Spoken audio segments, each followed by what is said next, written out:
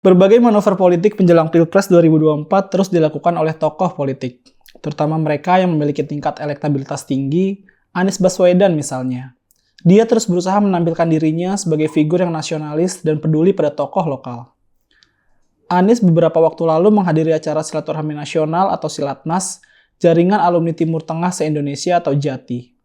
Anies memang bukan lulusan Timur Tengah, tapi kehadirannya dalam Silatnas itu memang memiliki keuntungan secara politik. Selama ini, Anies diidolakan di kelompok kanan. Dengan merapat pada Jati, posisi Anies di kelompok itu jelas akan makin menguat. Jati dibentuk menjelang Pilpres 2019.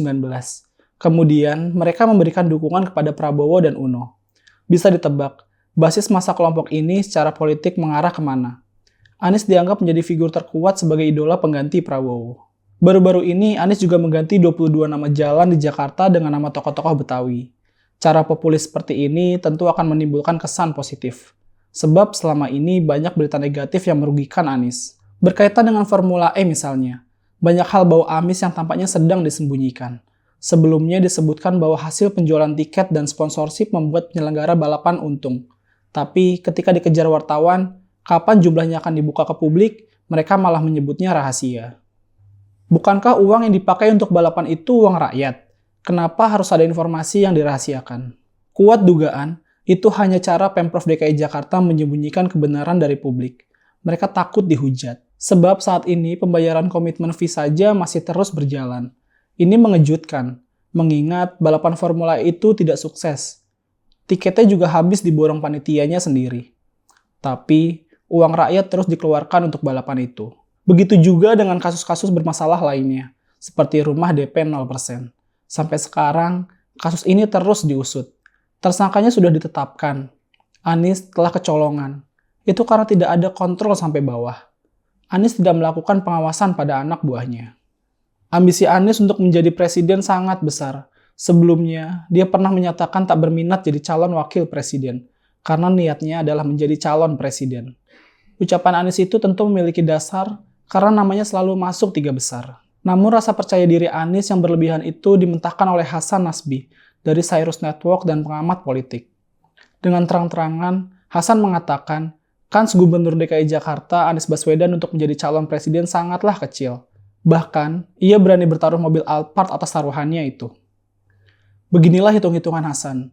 Berdasarkan kalkulasi perkiraan koalisi saat ini, Anies yang tak punya partai akan sulit untuk diusung. Anies hanya berkesempatan jadi calon wakil presiden. Sebagai gambaran, PDIP yang sudah memenuhi syarat kemungkinan akan mendorong Ganjar Pranowo. Apalagi hubungan Ganjar dan partainya ternyata baik-baik saja. Itu terlihat dalam rakernas PDIP barusan. Ganjar bahkan berjabat tangan dengan Bambang Pacul yang selama ini memusuhinya. Sementara Gerindra juga kemungkinan mengusung Prabowo Subianto. Jika hendak maju lagi, kalaupun tidak, Prabowo akan memberikan jatah dukungan pada kadernya sendiri, misalnya Sandiaga Uno. Di Koalisi Indonesia Bersatu yang berisi Golkar, P3, dan PAN, juga kemungkinan akan mengusung Airlangga Hartarto, karena Golkar paling dominan di sana. Bahkan, ada kemungkinan koalisi ini juga mendukung Ganjar jika PDIP tidak mendukungnya. Koalisi lain, misalkan Koalisi Semut Merah yang beranggotakan Demokrat, PKB, dan PKS, juga kemungkinan kecil mengusung Anies. Ada nama Agus dan Muhaimin di sana.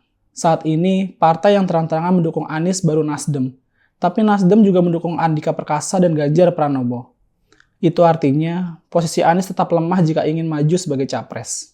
Pendapat Hasan itu logis, sebab kemungkinan Anies menjadi capres memang kecil, karena ia sudah tak punya tempat di koalisi partai. Anies memang telah bermanuver sedemikian rupa. Banyak proyek tidak jelas yang barangkali bertujuan untuk memberikan kue bagi para jaringan politiknya. Tapi, meski sudah berjungkir balik, peluang Anies tetaplah kecil. Masyarakat telah memberikan cap aktor politisasi agama pada namanya. Berat rasanya untuk menerima Anies sebagai tokoh nasionalis.